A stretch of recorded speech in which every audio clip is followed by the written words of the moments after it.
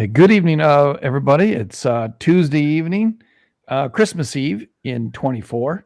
I'm on the line here with my cohort and great friend, Canuck, better known for some as the New Brunswick, Canada guy. And I know him a few other ways too. He's other names, but yeah, he's a good guy. And he's with me most rabbit holes, almost every rabbit hole he's on, and I appreciate him. Um, he's well read and um, uh, digs into research like I do, and I love it. And just I'll try to keep us organized the best we can tonight. Tonight, the topic is Idaho. We left Washington only because class has already taken so much of Idaho's time. I mean, Washington's time. We don't want to keep repeating what's over there, so or detract from it. But we did touch on the Idaho batholith in one of the classes that we talked about, and a bit of confusion that was going on. But we're just gonna kind of give a cursory overview of Idaho this evening. And where would you like to start there, buddy? You can say hello to everybody. Yeah, we'll just start. The first one I put in for the links that I sent you is the 1872 North Cascades quake. Yeah. That they felt in Idaho.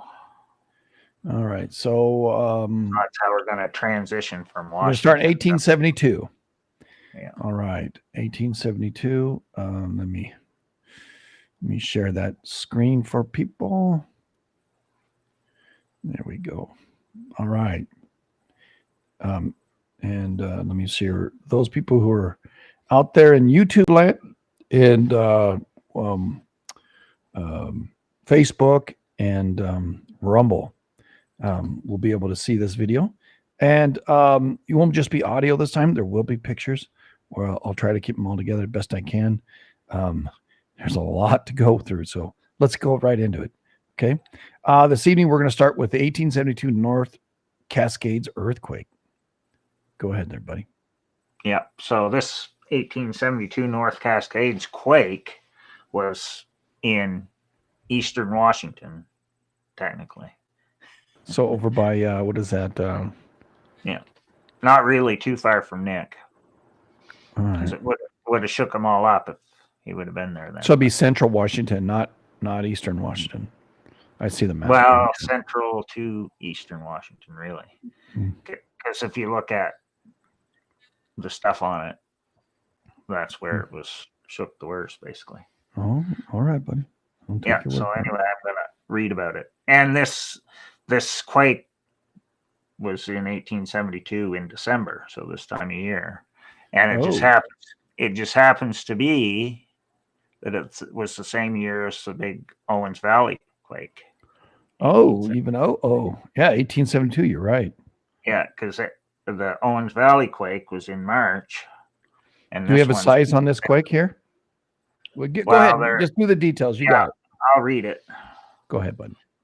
And then it'll make sense after. The 1872 North Cascades earthquake occurred at 9:40 p.m. local time on December 14th in central Washington territory. So it was a territory at this time, not yet a state. A maximum Mercalli intensity of 8 severe was assessed for several locations, though less intense shaking was observed at many other locations in Washington, Oregon, and British Columbia. Some of these intermediate outlying areas reported 5 to 7 shaking, but intensity as high as 4 were reported as far distant as Idaho and Montana. So when I started looking up the quakes in Idaho, that most of the records in Idaho start with 1872. So it started with this quake with the European. All right, that's the reason why we're starting with it. Yeah. So that's how I'm connecting this one into Idaho, and then we'll go from there. Due to the remote location of the main shock and a series of strong aftershocks, damage to structures was limited to a few cabins close to the areas of the highest intensity. So at this time, that area just had a few hunting cabins. So it wasn't like there was no big towns or villages in that part of Washington at that time. Because the earthquake occurred before seismometers were operating in the region, the magnitude of the shock and its location were never precisely determined. But the intensity reports that are available for the event were studied, and various epicenters for the event were proposed based on these limited data. One study presented an estimated magnitude of 6.5 to 7, with the proposed location on the east side of the Cascade Range near Lake Chelan, or Chelan, however they say it. Yeah, Chelan. Chelan. The results of a separate study indicated that it may have been a larger event, placing the shock in the North Cascades just south of the Canada-United States border at Ross Lake.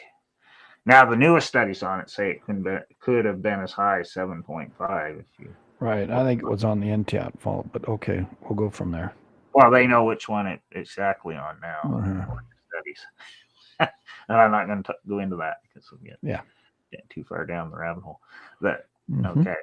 Now the preface part. The Cascadia subduction zone rarely influenced the western portion of Washington State, but so basically, this thing hit right on top of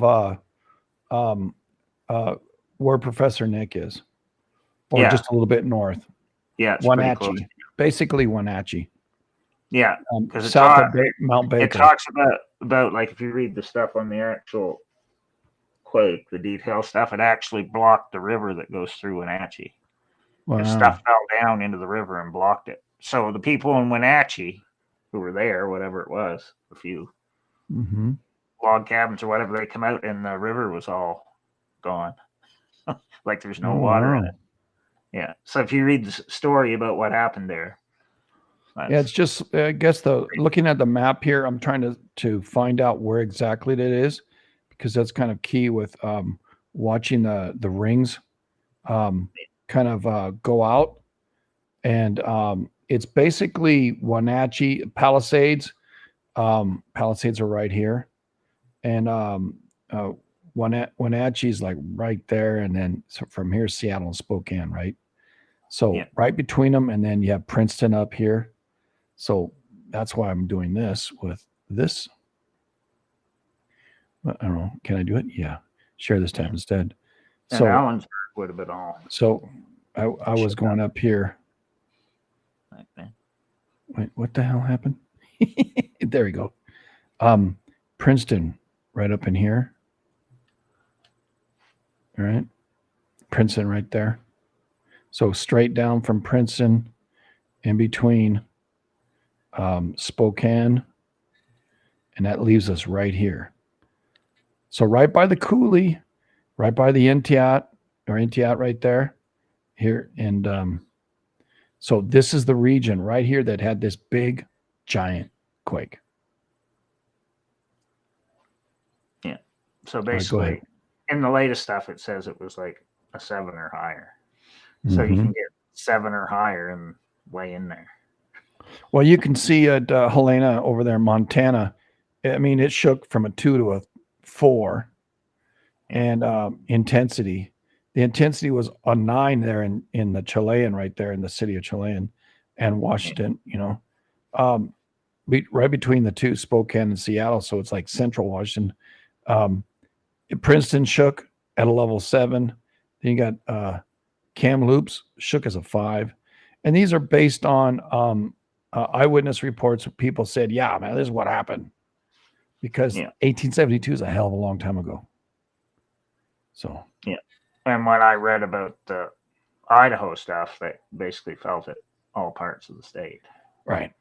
So when I started looking in the historical quake things, that's what they said. That's why you bring in this one up, because this 1872, it's kind of key with bringing it together with what happened in California in that same time period.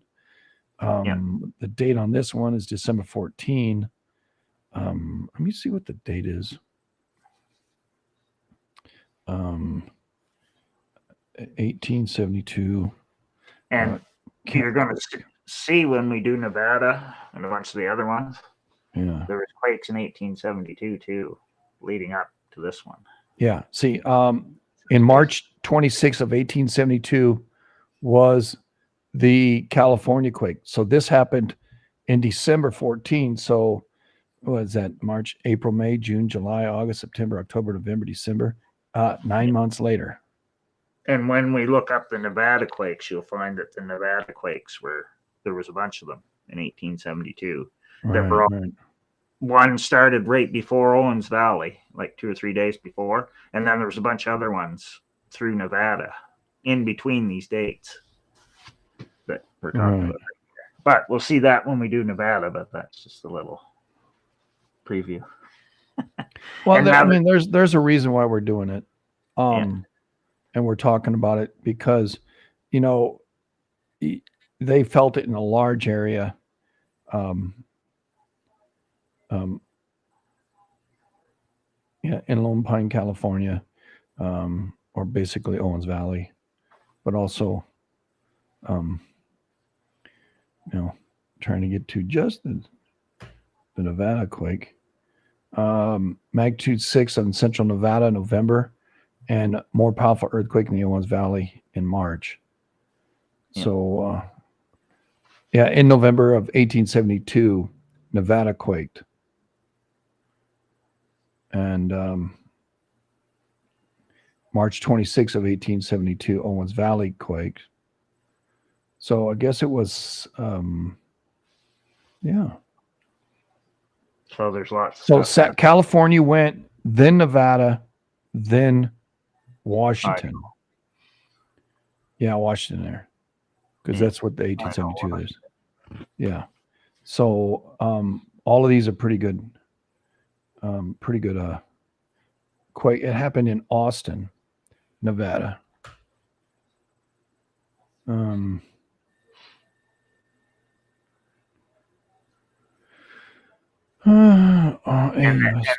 then the next section there that I was reading, the preface part, is interesting because it compares it to other ones. Go ahead and read it.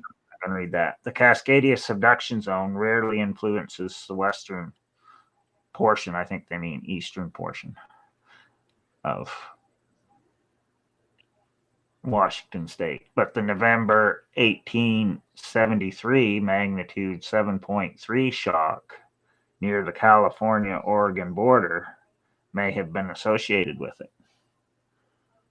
So this was one of my first triangle things that I found from 1872. All right. And 1873. So just to explain that, Owens Valley went off March. Then December was North Cascades. Then less than 1 year later, November 1873, was a big quake off the California and Oregon coast, which they say in this was 7.3, but you get varying sizes depending on who it is that you're looking at. So there was a nice triangle, Owens Valley, North Cascades, and then back at California, Oregon, offshore in 1873. And then it talks about the other one, other quakes in Washington have been located near the subduction zone, the 1949 Olympia, 1965 Puget Sound, and 2001 Nisqually, which the ones we talked about in the previous episode. All right, so the one in Nevada was a 5.5 estimated, 1872, March 23rd. The Owens Valley, 7.9, March 26th, 1872. Yeah. And then now we have this one, which is December 14, 1872. And then, I don't know what Big Smoke Valley is. Where the hell is that? I don't know. And Mexico was going crazy in 1872 too with big quakes. And Colima was erupting. But I just know that because I've studied that year in super detail. Okay, so Nevada had another one, a 6. Yeah, there's more than one. That, in the Big Smoke Valley, that was December 11. And then December 14th, it went up here. So Nevada started it on the 23rd of March, and then Owens Valley went the 26th of March. Then Big Smoke Valley went December 11th in Nevada, and then in 1872, December 14, right up here. So these aren't on the plate boundary, everybody. These are inland. They're way inland. That's what it, I'm getting at. It's significant. Oh, well, it's only a plane on the plate boundary, on the plate. No, it's not. Really, it can be anywhere you have a fault. Because you don't know about it till it happens on it. Which is why they've been trying to figure out exactly where it was. Like for all this, however long, 200 years, or 150 years it's been since it happened. And they just figured it out the last few years exactly where it was, which is in all the new studies, which I don't want to get into right now. And, a few years before the 1872, Nevada popped with a couple of sixes. In 1868, 69, it had two of them. So this is not unusual.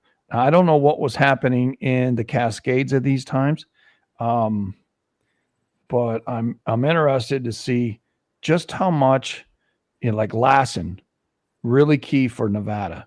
We studied already, and we've seen activity even recently when Mendocino went right through Lassen, and we have quakes out in the what do you call it, the Nevada, right? We had the same equatorial region of Nevada, equal with the Mendocino, not equatorial. I mean the same latitude as in Nevada there. Interesting. We have a what? And at that time, a lot of the reports came from the Puget Sound because there was more people there. Because I've read the history of Seattle, so that's how. Right. So all the Yerington Nevadas are related to this. So I think in California, wasn't there in 1872?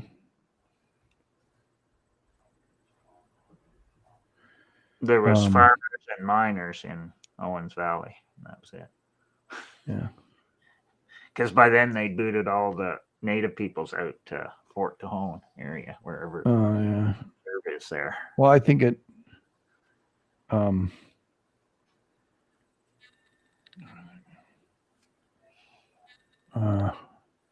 And at this time in Seattle, when this happened, well, of course, they felt it in Seattle. So there was all sorts of reports from the people there.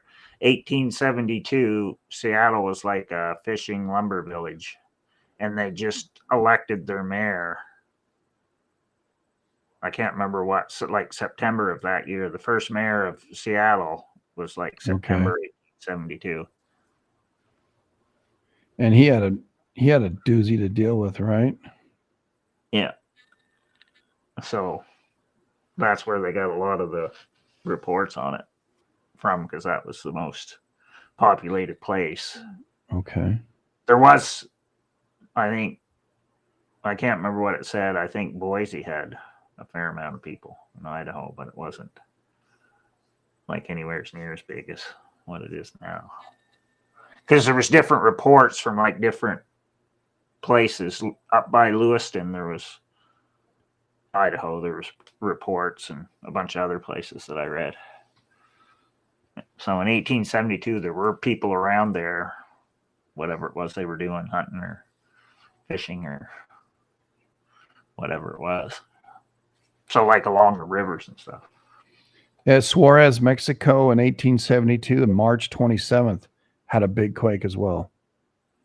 Yeah. So it didn't tell me the size. You have to go looking on the Mexico stuff, and then they'll give an estimate. I think it was like 7.4 or something. I looked it up. And it was like the day after. April 11th of 1872, a couple of quakes in Owens Valley, 6.6, 6.8, prior to the big giant one. Now that's Or a were little they the interesting. aftershocks? March, April. I mean, that was after. Those were aftershocks. Sorry. Yeah. I'm just looking at 1872.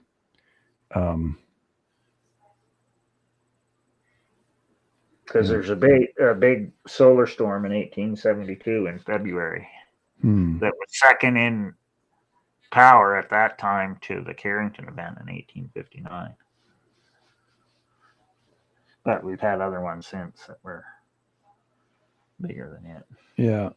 1871, Panama popped. Yeah. A couple of times, big So ones. it's the same procedure we've seen all these other times. So did Canada.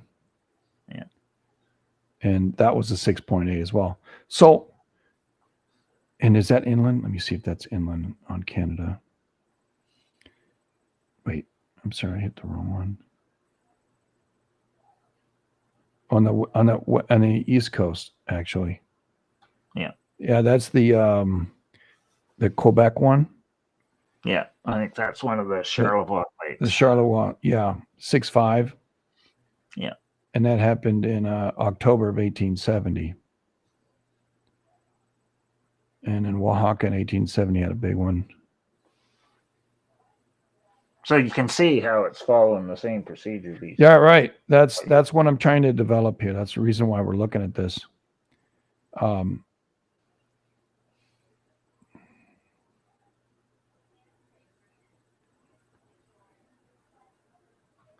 And you'll find it's the same thing when we look up the other ones we're going to look up. I'm not doing every one that I know about in there. I'm only going to focus on the main ones. Sure. But I already know because I've already seen the list of the quakes that they have listed. Yeah. And even if you go down to 18, if you even drop down to 10 years before, San Francisco popped with a 6.8. So that's basically the same latitude as Owens Valley. So what led up to Owens Valley? Well, the whole area was bopping. And what led up to the Washington quake? Well, Nevada and California, inland. So, that's the reason why we're talking about this one. Yeah. So you want to mosey back into? I'm not going to go into this one. Right. Too much more because there's not. Right. It just goes into more detail. Yeah, Idaho's what it basically said. Idaho felt this one. Yeah. So it shook up Idaho. Yeah. So that's how I wanted to tie it into the Idaho. Okay. Out of Washington, transitioning over, yeah. Now the next link I sent you is the one that has the map there at the top. Yeah, I see the map. Yeah. I don't know if you can make it any bigger. Probably not, because I tried to. I can't even. Well, hold on. I can get it.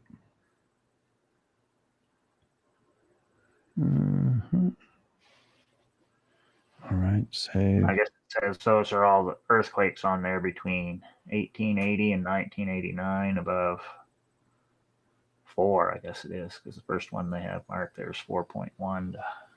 Yeah, I'll zoom it in on this one. All right, hold on here. Where am I? I'll go back over here and hide on stream. Okay. Screen, window, share this. And here we go. All right. So you have your map up there. Go ahead. Yeah. So just looking at where they're concentrated, you can see the majority are in right central, down the middle. Yeah. That's right so down the sawtooth, right? Yeah, that's 109 years of quakes on that map. Oh. Starting in 1880. So it started a little bit after 1872. But if you look up their history of recorded quakes, it actually starts with 1872 in Idaho. Now, I'm not going to read all the stuff on this page, or we'd be here till Christmas because they're giving the whole. wait, we are Christmas. Faults and folds and everything. Because I just really wanted the people to see the map, like where the quakes are concentrated. The majority of earthquakes in Idaho today result of the basin range extension and volcanism associated with Yellowstone. The Lost River Range is one of the several northwest trending mountain ranges in the east central Idaho, where the topography is typical of the basin and range province. Ranges are separated by broad sediment filled valleys and have range front faults on their southwest flanks. There is also a zone of seismic activity that surrounds the fringes of Yellowstone hotspot track, with which for Idaho is another major cause for earthquakes. Earthquakes occur when the internal forces of the earth are out of balance with those at the surface, sometimes resulting in surface ruptures and ground movement. There you go. Yeah. So now, probably the easiest way to do it next is play the Wendy Bohan video there, the Facebook one, because she basically explains the last 100 years of quakes in Idaho. All right. She gives the overview. She talks about a few of the faults too.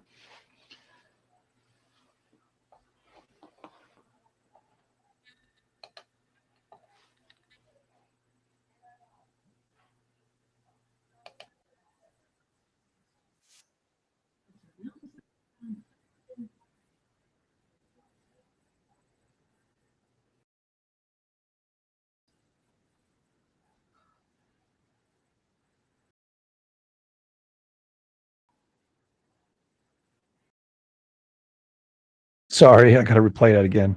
Forgot to share it. There we go.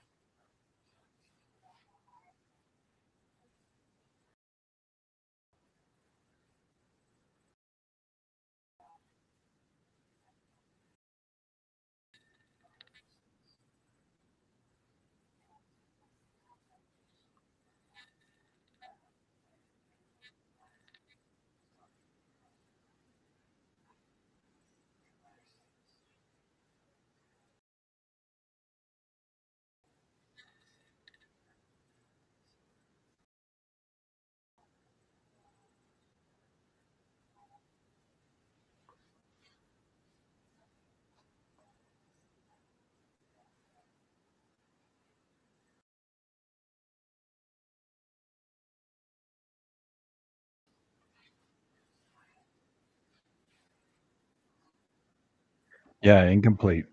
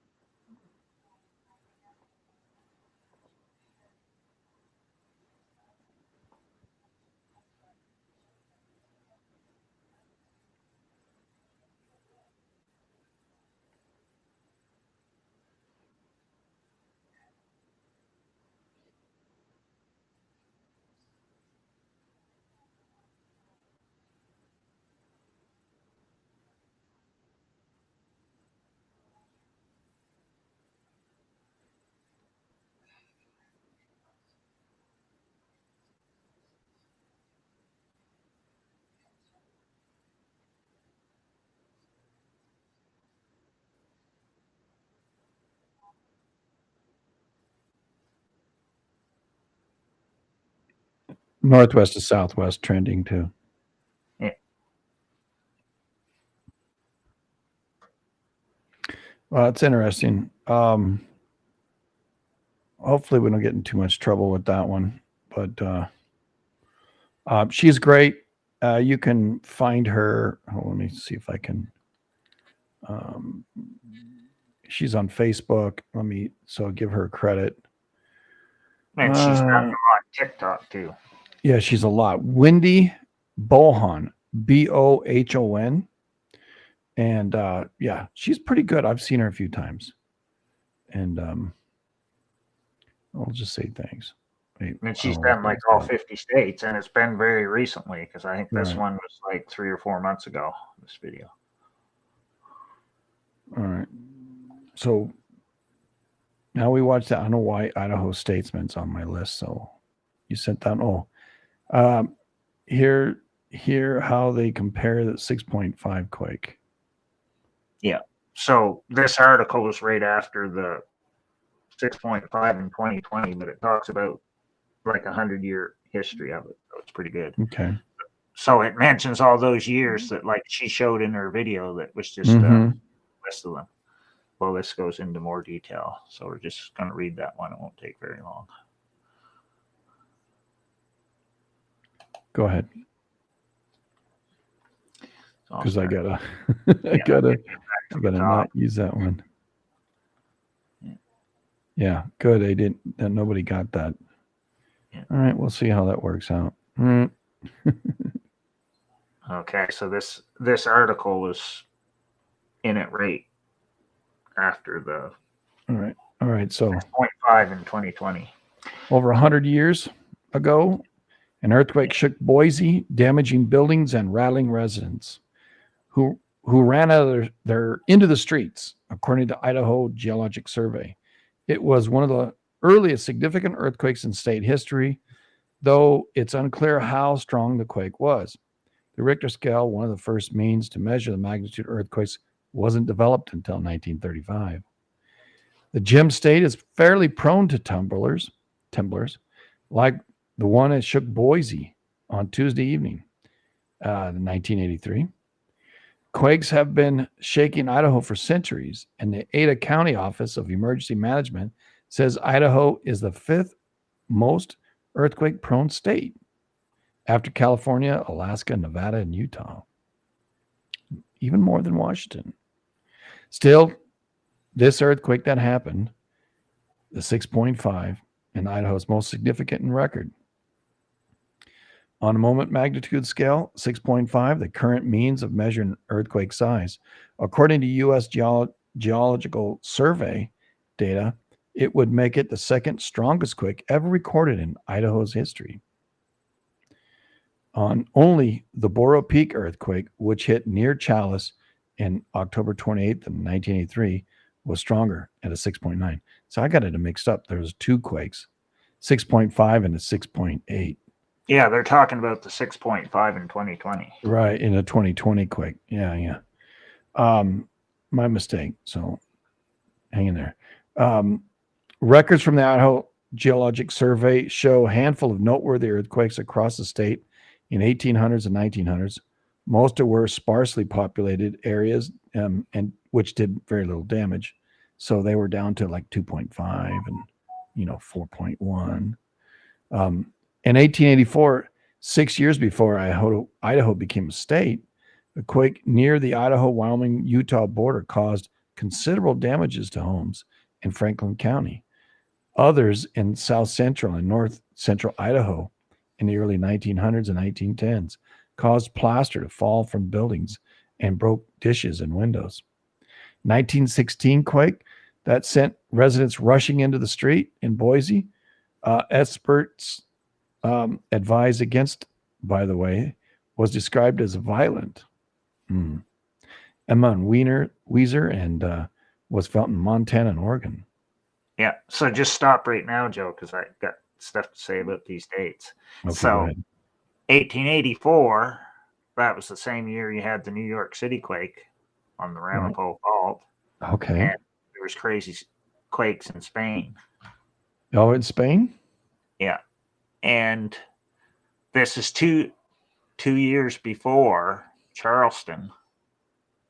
And then 1887 was the Sonora quake.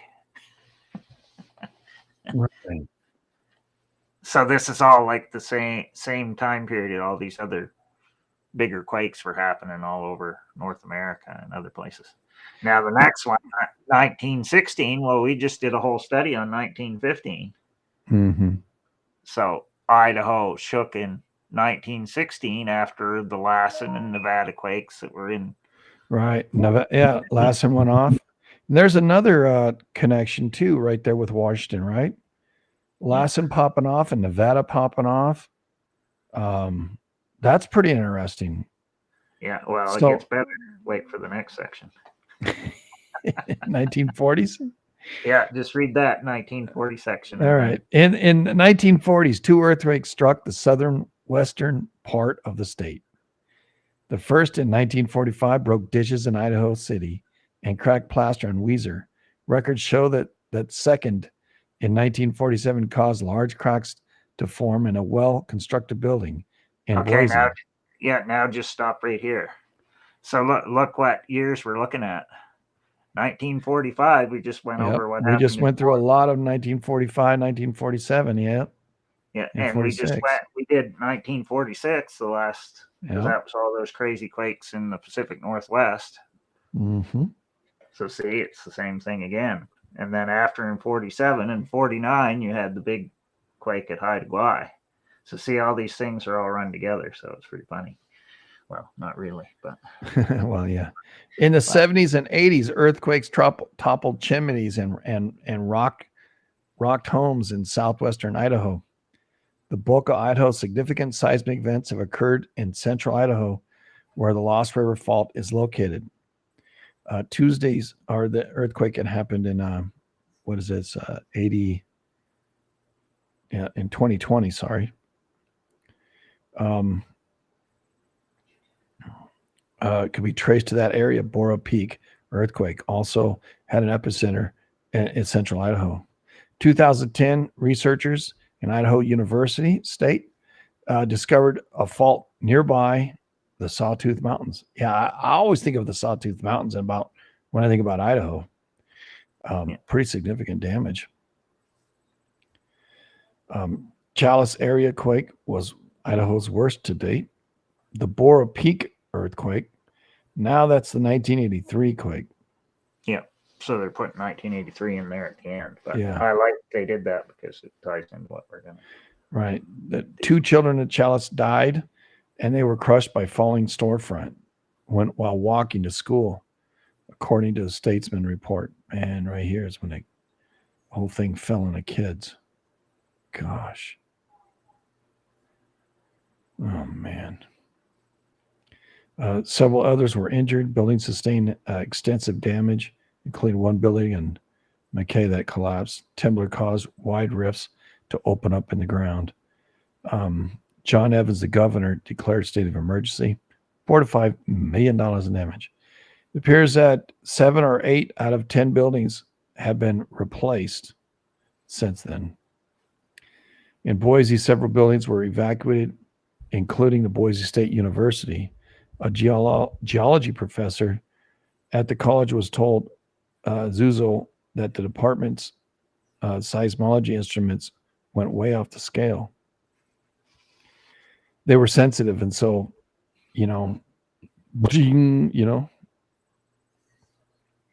pretty extensive damages. Swarms of earthquakes shook Idaho in recent years since the 83 quake, but hundreds of smaller swarms have ripped across the southern part in recent years. You want to continue, or do you want to stop there? Yeah, it talks about in March of 2014, there was a bunch of series of low magnitude earthquakes rumbled through the Solomon area for weeks, culminating in a 4.4 earthquake that broke dishes and frayed nerves in Chalice. More quakes hit that area in May and again in December that year. In January 2015, another quake gave the good shake, according to employee at Chalice grocery store, magnitude 3.7. Okay. Yeah, so now just stop right there. Well, 2014 was the Napa quake. Oh, yeah. Okay. It's pretty interesting stuff. Like once I start seeing all these dates, I go, oh yeah, that's the same year as this. Now, read the next one, the September 2017. Yeah, September 2017, a swarm of quakes rattled the eastern part of the state near Soda Springs. For weeks, hundreds of low-level quakes were recorded, and some speculated that the events could even be a forewarning for a volcanic eruption of Yellowstone. Yeah, now stop right here. Yeah. Guess what was going on September 2017? You had the two large quakes in Mexico, the 8.1 and the 7.2. Same exact month that this was happening in Idaho. So up Idaho ends up with 4s. Were they inland or were they on the shore? Oh, they were on the coast. All right. That's I still forget what they called them. One was, I think they called one Guerrero and the other Puebla or something. I can't remember. Puebla. All right. Yeah, they had two different names because the 8.1 was first, and then there was the 7.2 was like a few days after. Okay. One of them was on September 19th, but I think there was one that was a little bit earlier than that. They were all close together. So same exact month that Idaho was going off, which I find interesting. But I find a lot of things interesting. So there's some weird connection between Mexico. Yeah, I mean there really is when you stop to think about the and Utah too. Yeah, the western part of the United States, and periodically, it's the central part of the U.S. as well, and occasionally it's on the eastern United States, but more and often I find it in the Mid-Atlantic and pushing up against the plate, and it just so happens that every tension across the states ends up in the west here. And Idaho being the fifth most active, which is pretty cool in one sense, but pretty bad in another sense, right? Yeah. And if I did 30 days here, I'll just do a quick look at for you 30 days. And how come it's not being shown? All right, I got to do that. Share this one. Dun, dun. Share this. All right. Looking at this, you can see just the last 30 days how many earthquakes were in Idaho. Yeah. Well, right? Let's do it. Here's the park. Here's the path of the Yellowstone through the Snake River Plain. This is all happening up here, and over here is Stanley. Yeah. Right? Yeah. Over here is Stanley, which is just below that Cascade Reservoir. Then we have these quakes that happen all at Salmon River, right? And then now we have these other tracers that come out of the Salmon over here. So I don't know. That's not all Salmon River, huh? Yeah. And then what's interesting, because the Sawtooth are down below here. Yeah, at the bottom of this, it talks about the 2020 quake. And see, it says more than 600 earthquakes rumbled through Utah and East Idaho following a 5.7 magnitude earthquake that struck Salt Lake City. Because remember how it went? It went Ridgecrest, Salt Lake City, Idaho, then Idaho. back to Monte Cristo. Yeah. So that was 2 years, 2019 to 2021. So do you all remember that? What longitude is that, Idaho? I never realized. Eden, yeah. Of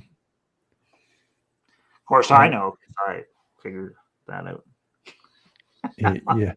I have it all. It's all in my brain. So it's crazy stuff. So then I just fill in all the gaps when I find out all these other numbers. Right.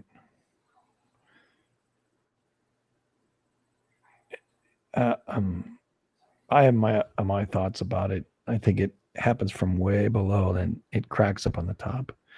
But hey, I think this subducted plates, that's what's knocking the hell out the bottom of here. And yeah, that looks like Kansas or Oklahoma had a 2.6. Anyway. So that's it for this one. So now we're gonna do the Bora Peak quake because I put the wiki in there for it, and then we'll watch the video after, which is super good. Go ahead. Yeah, so I'll read this one. The 1983 Bora Peak earthquake. The 1983 Bora Peak earthquake occurred on October 28th at 8:06:09 a.m. Mountain Daylight Time in the western United States in the Lost River Range at Bora Peak in central Idaho. The shock measured 6.9 on the moment magnitude scale and had a maximum Mercalli intensity of 9. Violent. That's intense. Yeah, it was the most violent earthquake in the lower 48 states in over 24 years since the 1959 Hebgen Lake earthquake in nearby southwestern Montana. The Friday morning earthquake was caused by a slip in the pre-existing Lost River Fault. The event is the largest and most significant to strike in the state of Idaho. As a result of extreme surface faulting, a maximum Mercalli intensity of 9 violent was decided upon, while vibrational damage was at a Mercalli intensity of 6 strong to 7 very strong. 3 weeks later, on November 18th, President Ronald Reagan declared this earthquake a major disaster. Aftershocks were felt for a year afterwards. Nearly 10 months later, a 5.4 aftershock was recorded on August 22nd, 1984.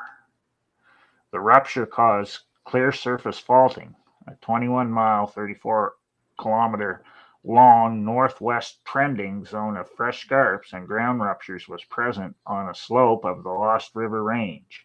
Extensive breakage occurred along a 5-mile, 8-kilometer zone between West Spring and Cedar Creek.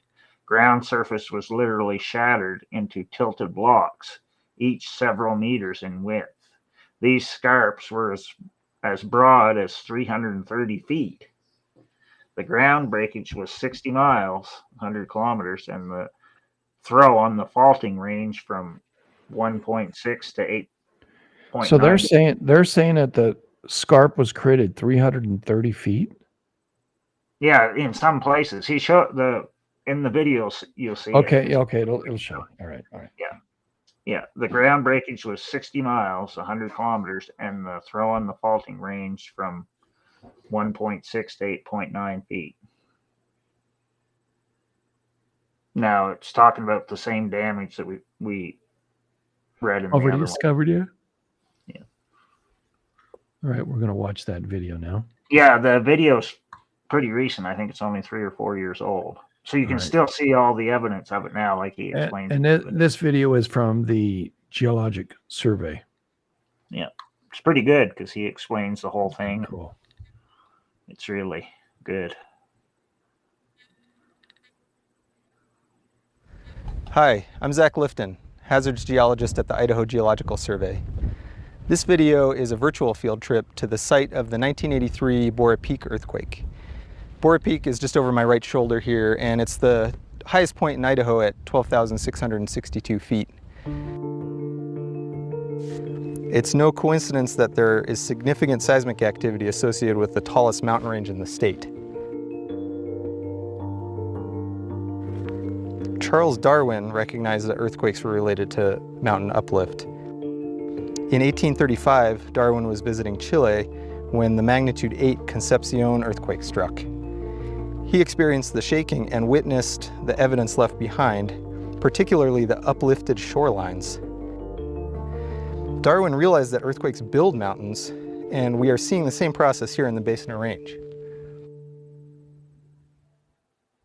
In this video, I want to show you some evidence of an earthquake, the largest that we've recorded in Idaho's history, and talk a little bit about earthquake hazards in Idaho.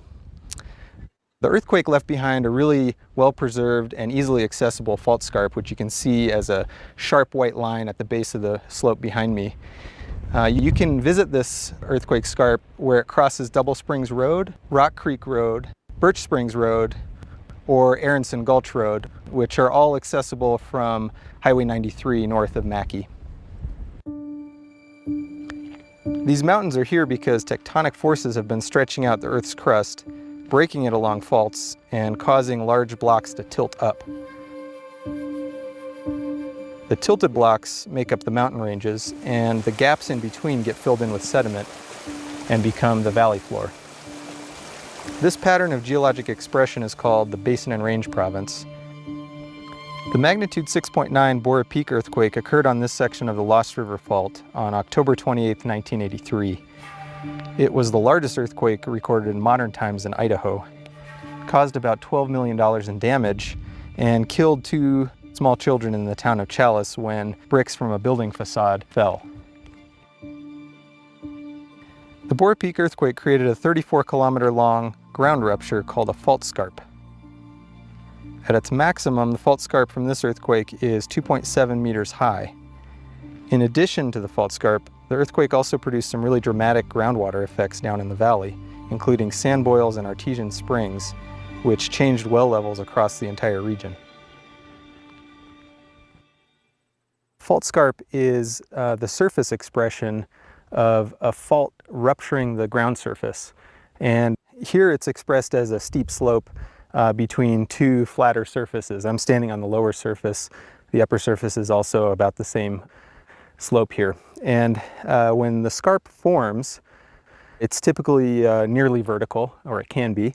Here you see that it's actually laid back a little bit. It's been, some of the material, some of this gravel here has started to work its way down and smooth out a little bit. But this is actually still a really good example of a relatively young fault scarp. This is less than 40 years old, and it's really easy to see out here.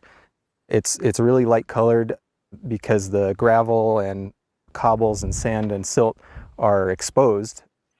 There's not much vegetation on it, and that makes it really easy to see it in air photos or satellite photos, or just as you're driving down the highway. Earthquakes actually form by movement of the crust along a fault.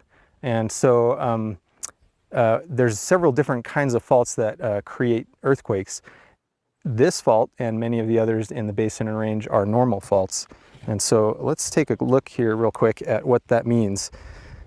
So there's 3 kinds of faults that we typically categorize most faults as: normal, reverse, and strike slip. So in cross section, a normal fault will look something like this, where one side moves down relative to the other, and this side is called the hanging wall. I'll just abbreviate it as HW, and you can remember that because it looks like it's overhanging. And this side is the footwall, and you can remember that by thinking about if there's a little tunnel dug along the fault, your feet would be on the footwall, and the hanging wall or head wall would be above you. Okay, so a reverse fault has similar geometry, but the sense of motion is opposite. So in this case, the hanging wall actually moves up. So that's opposite from a footwall, from a normal fault where the hanging wall goes down. And a strike slip is a bit different. These are both cross-section views. If we looked at a strike slip fault in map view from straight down, you'd see the crust moving past each other along the fault side by side. There's no vertical motion. However, in nature, it's not always this clean. So sometimes you'll have a combination of some of these faults. And around the world, you can find these faults everywhere, but a very typical strike slip fault example would be the San Andreas. The Bora Peak Lost River fault here is a great example of a normal fault. And an example of a reverse fault at a really big scale would be something like the subduction zone in Cascadia.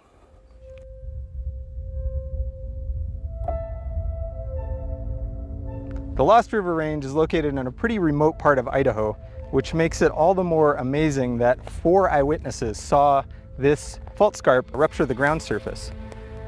2 of those eyewitnesses were a husband and wife hunting for elk early in the morning here in Aronson Gulch. Just after 8 a.m., they heard the earthquake coming from the south before they felt it. Then as the shaking started to build, The husband actually felt motion sick to the point he had to sit down.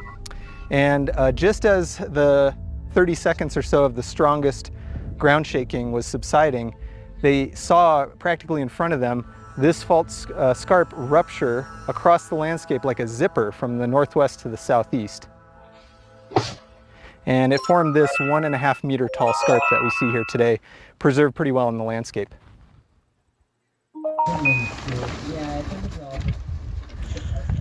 Geologists study ancient earthquakes to try to understand the timing and size of past events and tell us a little bit about what we might expect in the future on a fault.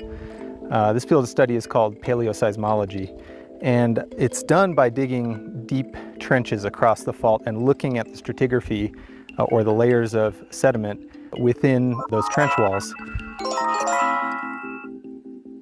Last year, at the base of the mountains there, a team of geologists excavated a paleoseismic trench and collected data to try to understand what happened on this fault before 1983. The 1983 rupture didn't actually cross this part of the mountain front, but we know that there were earthquakes there in the past because there is an older scarp. And so they're collecting information to figure out how big earthquakes are, how many have occurred, and when they occurred. So when you're looking inside a paleoseismic trench, what you want to look for is some evidence that an earthquake occurred, formed a fault scarp, and then it got buried, and then another earthquake occurred. So in cross-section, one of the walls of the trench might look like this. You've got a relatively flat surface on top, you got the scarp, and then a relatively flat surface below. And since we're looking at this in cross-section, we can see all the layers of sediment in there. So perhaps we have something like this out here. But at the scarp, we know there's a fault that formed that scarp, so we can assume a fault line in there, and you can see that in there because all the sediments are offset. But more importantly,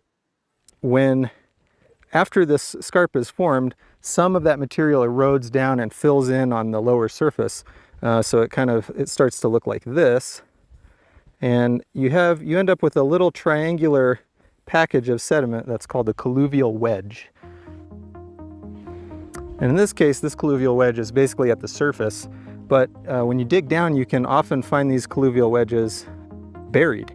And that's indication that there was an older earthquake on this fault occurring in the same place.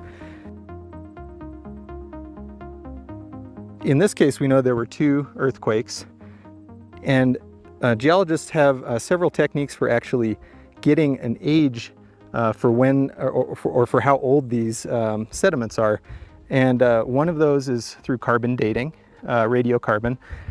In a landscape like this, every so often there's a wildfire, and that wildfire leaves behind charcoal.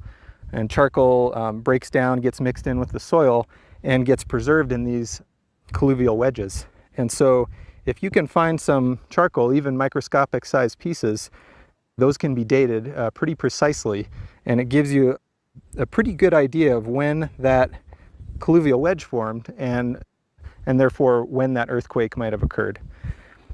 Another technique for dating these sediments is called optically stimulated luminescence, and sometimes it's just abbreviated as OSL. And this technique uses sand-sized sediments usually, and those sediments are collected in the dark so that they're not exposed to sunlight, because the theory here is that they're buried and they're no longer exposed to light once they're buried. And that starts a sort of a clock inside of the crystal grains. And if we remove those and keep them in the dark, take them to a lab and expose them to a special kind of light, they give off a certain signal that we can measure, and it's proportional to how long it's been buried. So the longer it's been buried, the more signal it gives off. So OSL is another way to figure out how long that colluvial wedge has been buried, and therefore when that earthquake occurred. This is the fault scarp created by a magnitude 6.9 earthquake. That's the largest recorded event in modern history in Idaho. The second largest event was a magnitude 6.5, which happened just about 80 kilometers from here in Stanley, Idaho. That earthquake was large enough to cause some damage, but it didn't leave any trace on the surface, no fault scarp, no evidence that we could look at years or decades or millennia from now. And since we typically base our seismic hazard on where earthquakes have happened in the past, it means that there's a possibility that earthquakes can occur where we don't expect them.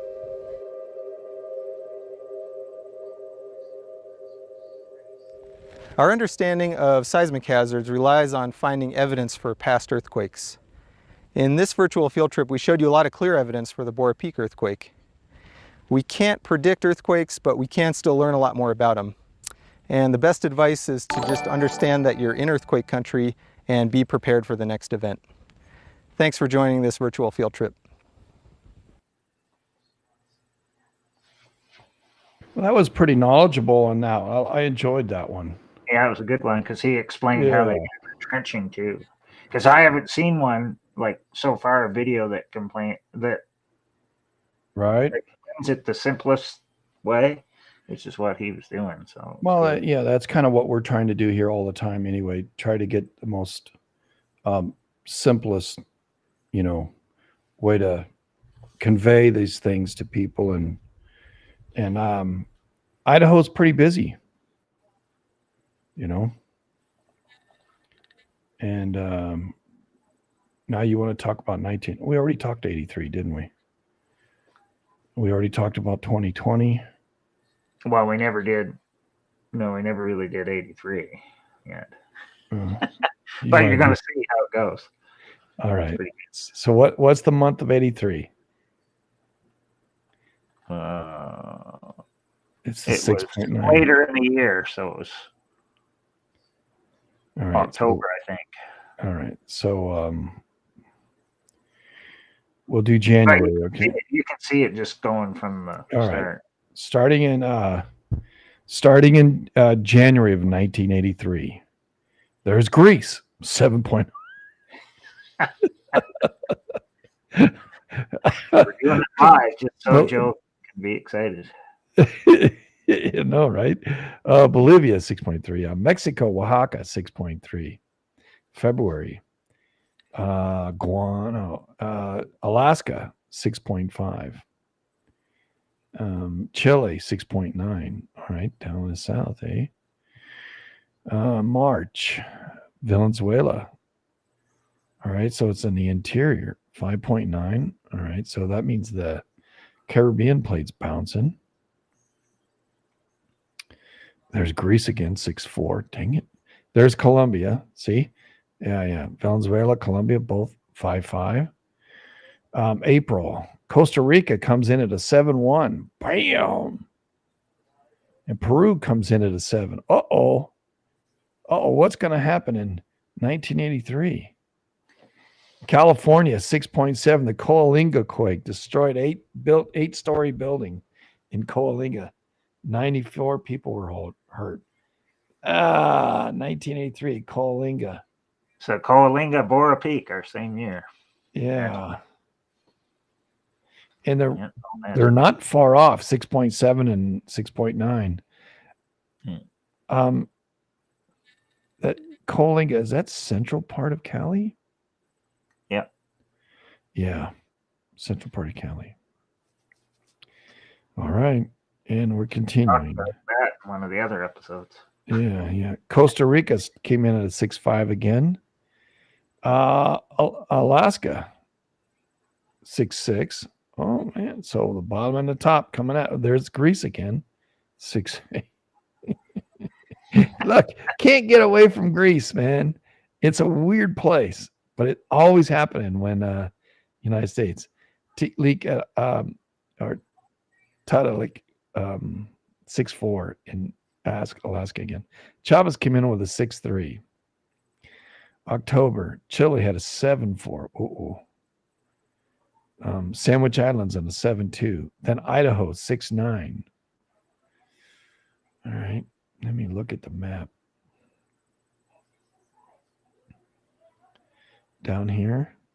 I don't know where Tiktaalik is. Tiktaalik. I can't even say the word. Yeah, somewhere in Alaska. Yeah, I'm gonna find out where. Chugach. It's what? Must be close to Yeah, Valdez. yeah, near Valdez. All right. Yeah, it's right up in here. All right, cool. All right, so back to where we were. Let me see here. Come over here to share the screen so that everybody can see what I'm seeing. All right. It's 2020. Where are we? Oh, there we are. Okay. Make sure you can see it. Show on stream. There we go. All right. Yeah, 83. Alaska came in a couple times. August. There's Greece again, 6.8. God bless America. In September, Alaska, 6.4. Chapa, 6.3. October, Chile, 7.4. Sandwich Islands, 7.2. Idaho is a 6.9 in December. Yeah. So we're seeing the Caribbean. We're seeing Central America. We're seeing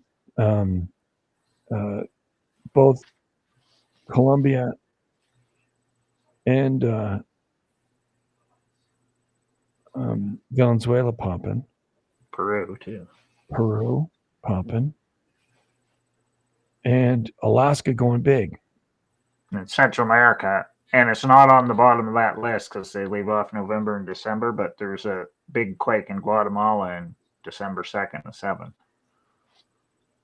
Yeah, they did. They left off November, December. Wow. What putzes, man. So Central America was going crazy too because all the Costa Rica ones, and then Guatemala went off too, and then there was a few smaller Mexicos. The year before, 82 we did before. Yeah.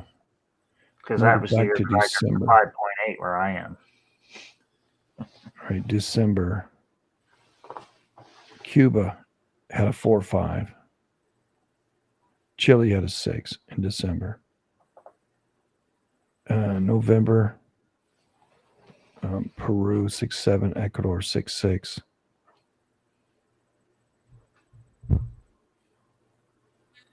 Honduras 5.5, Peru 6.3, September, August, Panama 6.8, Ecuador 6.1.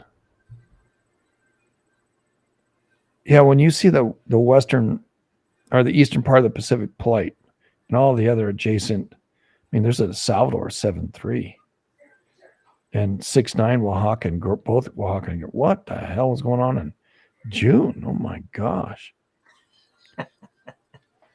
May is quiet. April, Guatemala's hitting. There's a South Africa Free State. I don't know where the hell that is. Well, South Africa, but that's what they called it back. All right. Whatever year that was. Honduras had a 5. Guatemala had a 6.5.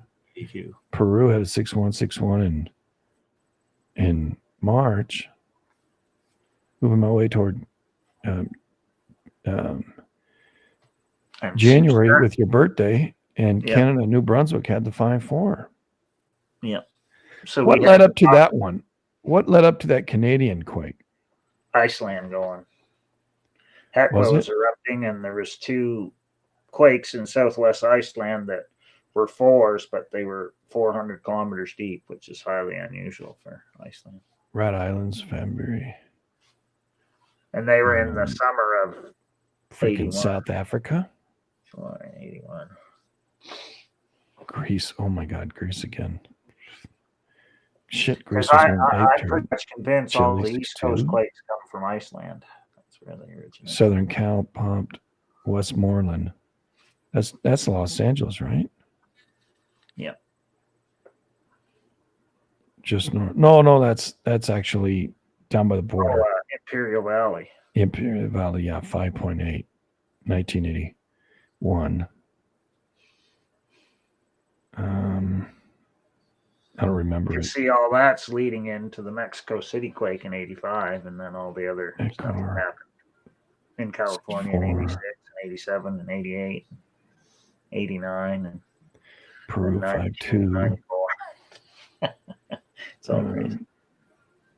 I'm looking for what led up to the. I mean, I'd have to. Well, France, Loyalty Islands. All right. So look at France, Loyalty Islands again, nothing. I mean, Italy was banging a little bit. I'm looking east of your area. Greece was a little bit. Yeah, because I basically tracked every Greece, big time. Yeah, East Coast quake, and it's always related to Iceland and stuff coming across. Right. That's what I'm looking at. A couple of, a bunch of Greece.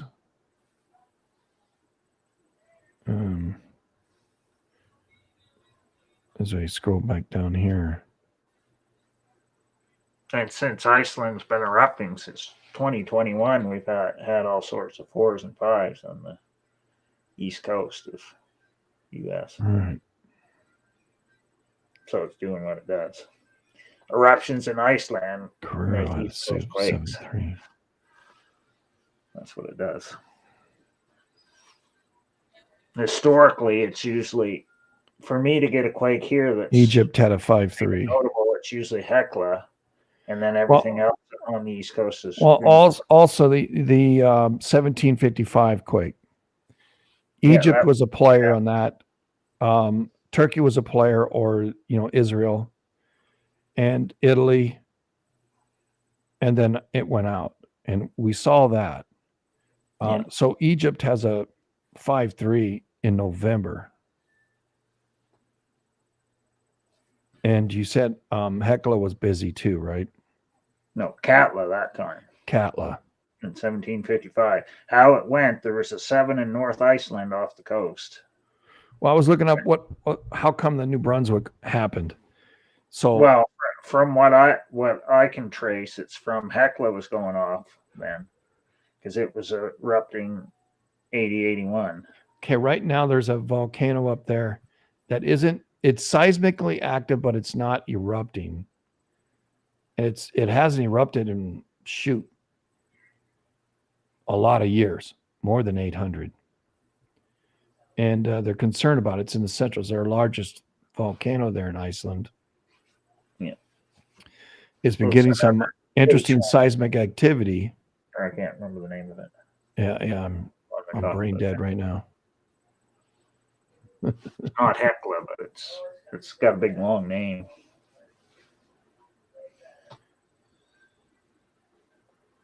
It's easier for me to remember the short name ones. Just the long ones, because some of them are crazy up there. Yeah. I wonder. At this, because we don't really get a whole lot of New Brunswick quakes. No. Well, I know when all the ones that have been noticeable here going back into the. And it had 2 of them, so 5.7 and 5.4. I know one of them's on your birthday, right? No, because it was earlier in the month, I think, if I remember right. Yeah, on the 9th and the 11th. Yeah, because my birthday's the 28th. Okay. But I remember what I was doing then. Okay. Yeah, when they happened. Mm-hmm. The aftershock, I was downstairs watching TV doing my homework on the chair. Yeah, that's when your parents were yelling at you. Stop No, messing that was around. the first one. I was in the same room that I'm in now. My sister and I were in here playing with cars on the floor. And Mom and Dad were downstairs in the kitchen, so it must have been like breakfast. time or after breakfast Right. in the morning. And they yelled up at us and told us to stop jumping around and wrecking the place. And I said, well, it wasn't us. So it was the earthquake. Well, I don't want to get too far away from Idaho, but well, this would have been like the year before. So the East Coast quakes the year before Idaho got. And I was looking to see if there's any evidence of that pressure moving across the states. And well, you had two quakes in a 1 year, you know, it makes sense, right? Well, I know how it went down the East Coast because I looked it up. New Hampshire had I think it was like a 4.6, like I forget how many days it was after, like 10 days after. And then I looked up other quakes that happened that year. I said, well, I'm going to go down the Appalachians and see if I can find out if there was other quakes. And there's one near Philadelphia. And I found all these incidents of quakes that year that went right down to Alabama. It finished in Alabama. Isn't that a pisser though? You know, there is evidence of being able to trace it, and we have to really work at it.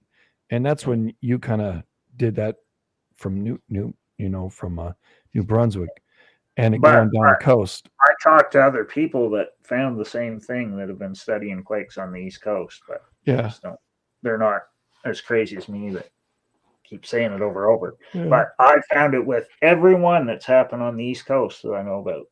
Because then I look back to Iceland and see what's happened in Iceland. Like if you look back to the biggest recent quake on the East Coast was the Virginia one in 2011. Well, that's when Grimsvötn was erupting. Grimsvötn, all right. So there's another example. So that was one of the first ones I noticed. But then I started doing the historical ones. So I looked up. Now, when you said, when you said down in Virginia, were there anything happening up there in northern Canada? Well, there could have been, but I wasn't looking at that. I wanted to see where. Because because it straddles the plate boundary. Iceland but what it does, it actually comes right down the Appalachians. Because if you study the history of the Reykjanes Ridge and the Reykjanes Peninsula, and you follow it, it's actually connected to the Appalachians. Which is why, if you look at the land in North Iceland, because I've had pictures people have sent it to me from there, it looks exactly like here, the trees and everything. that what it looks like exactly next to the Appalachians. And I think that's the reason why. But see, you have the younger volcanics in the southwest part of Iceland, so that's why there's no trees, right? Well, it's quite a ways difference from where you're at and up there, right? Well, not really. Like if you actually read about the climate of Iceland, Reykjavik is identical to New York City. Like if you look at the climate thing, because it's right close to the water and how the Gulf Stream goes up there. Oh yeah, there's a lot of warm water that goes up there. Yeah. Yeah, so it's crazy, and like North Iceland is almost similar to where I am. You're talking what? 30 degrees difference in longitude. Yeah, but it has to do with how the water is, and I got you. All the vegetation, I respect everything that's there. It's crazy stuff.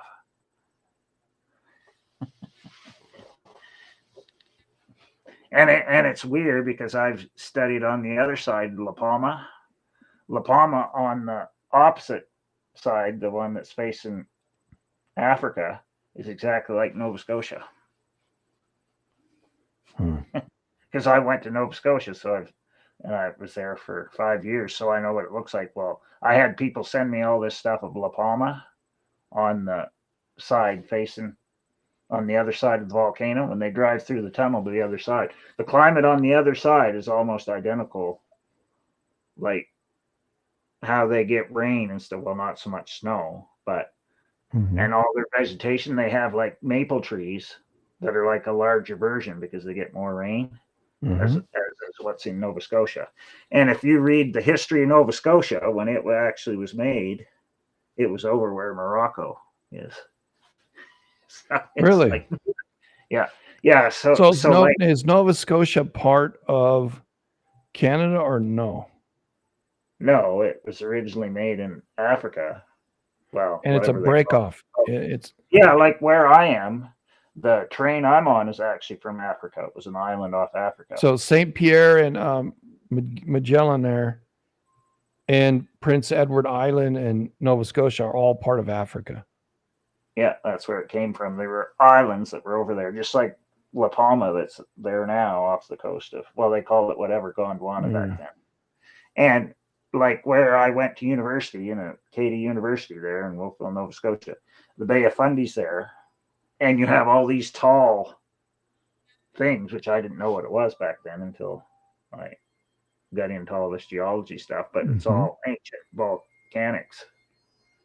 So it's like, and it was all created by fissure eruptions over there. The same thing that's happening in Iceland. So it's crazy stuff when you start studying.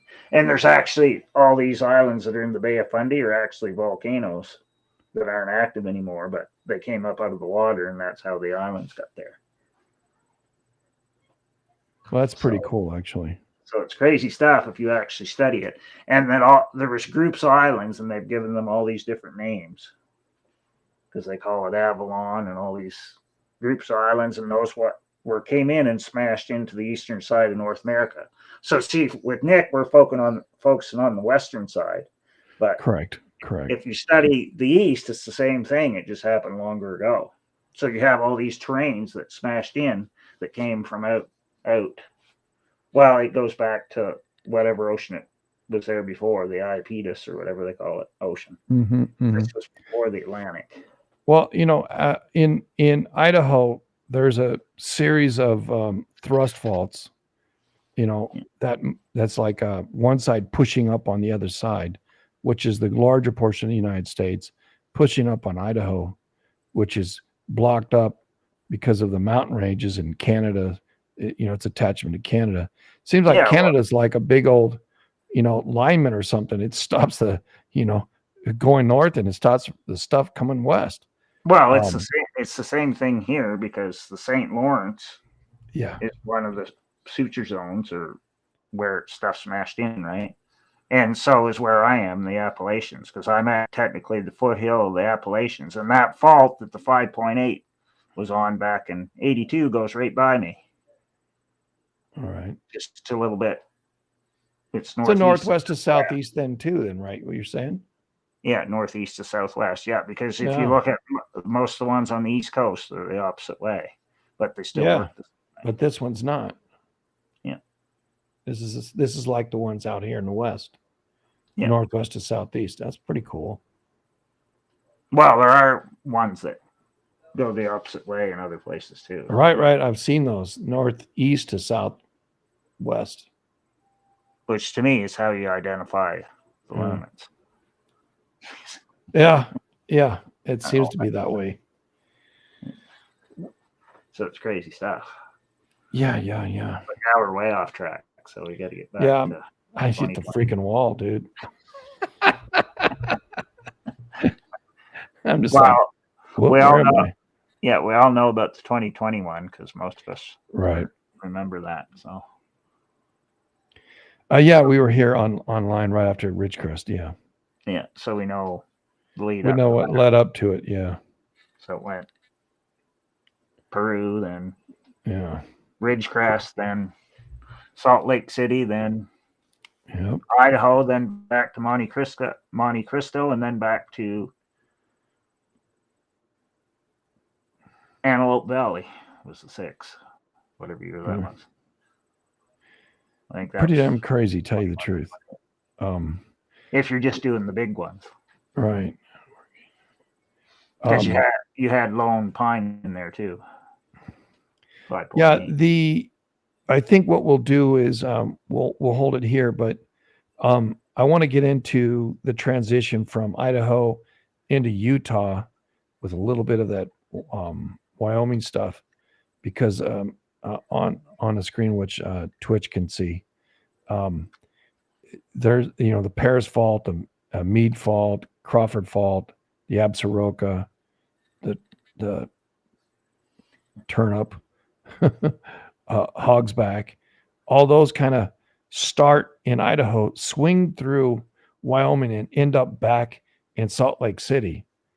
And that whole switcheroo and why it does that in the up at the north, in Wyoming, there's Jackson, and there's, the Teton Range kind of goes north, and then in the south, it goes the Uinta Mountains in Wyoming and so in Utah, and where Colville is, and it just kind of like swings from Idaho, the Pocatello, all the way around.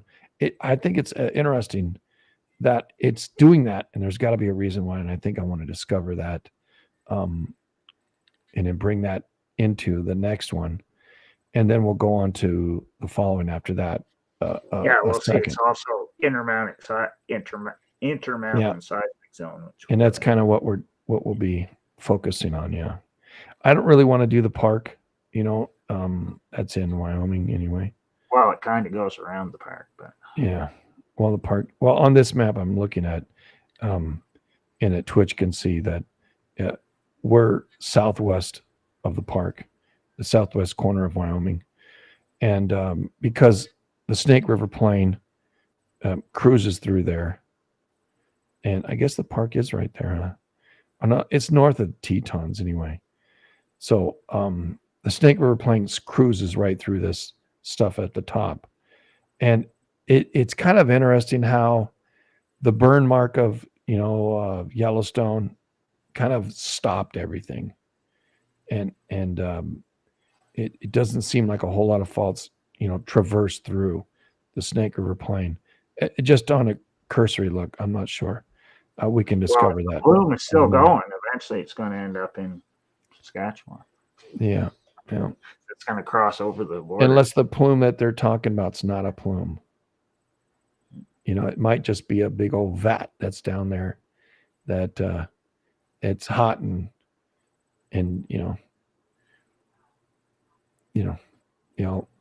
we'll discover that another day, right? Yeah. But probably lines up with the Great Falls tectonic lineament. Yeah, something like that, which I have. If it's still doing its curvy thing, the angle. Yeah, the Snake River Lane. Yeah. It goes. That is a lineament.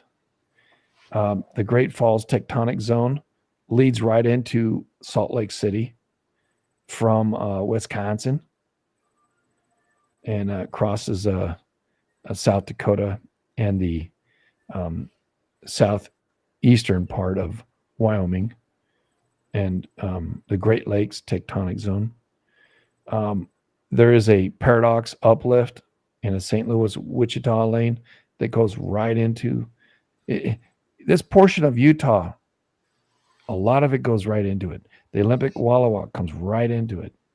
Yeah, they all cross over at Salt Lake City, so it's they say it's the crossroads to the west. Whatever. Yeah, it's very interesting. And the other side is well, anyway, we won't even get confused up there. But in a Colorado lineament, which then comes down to the Walker Lane and Texas lineament. Yeah, which Colorado, they basically named it after the Colorado River. Yeah. From where it's sourced, but it actually connects to the Great Lakes tectonic zone, yeah. Which goes through Sudbury, Ontario, where all the big mines are, and through Quebec, through Labrador, through Greenland, to Jan Mayen. Well, you got to kind of wonder too, because the entire West is rotating like north. You got to wonder. Trump wants Greenland again. That's the newest. Yeah, news. I think I don't think the people want it. It's only got 640,000 people there. No, Denmark. Denmark. It's a place for Denmark. But if we bought it from Denmark, Denmark wants it because all the minerals are there. They don't want to give it up because they're fighting with Canada now over who owns Bass Bay. Well, I think I think what happens with and Russia and China want all the same things too. Yeah, but I think why the United States wants it is so that it can put a block on the Northwest Passage. Yeah, but you're going to have a lot more. Because you got to secure that. You're going to have a lot more bases than that. I think at least 4 to go from Alaska all the way across to Greenland. Well, it's the Davis Strait, with Canada on one side and U.S. on the other. That the Davis Strait can kind of shut that down. Also, in the far north, where what is it, the Smith Sound Passage that would the northern into Baffin Bay. Baffin Bay. Oh, you can see the Northwest Passage on there. How Yeah, it goes. it's right straight across. Yeah. That having something up there.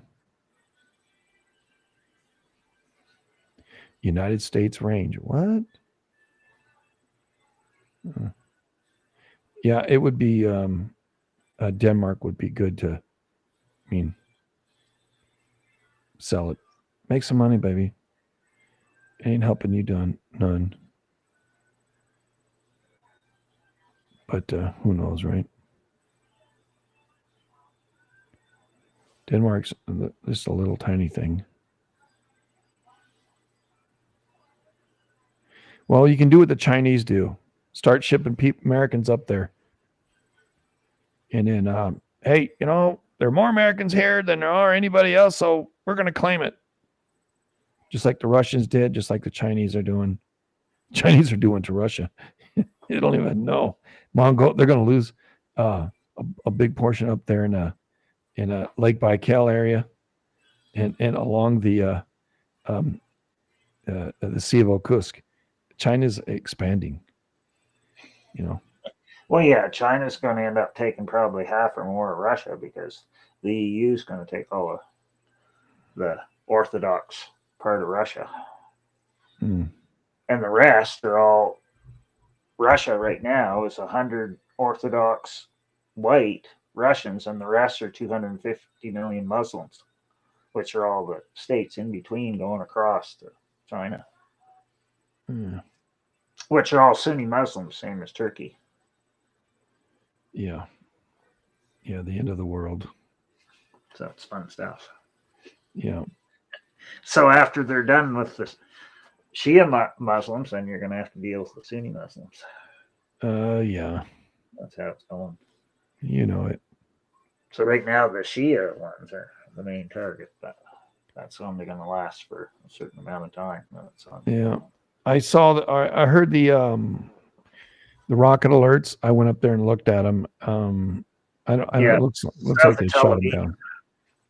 Yeah, I saw them. So I don't know who was shooting stuff. Probably. I don't either. But I'm sure we'll be able to find out. But let's go ahead and stop this report here. Thanks everybody for listening, and we'll do this again probably Saturday. I don't know what date that'll be.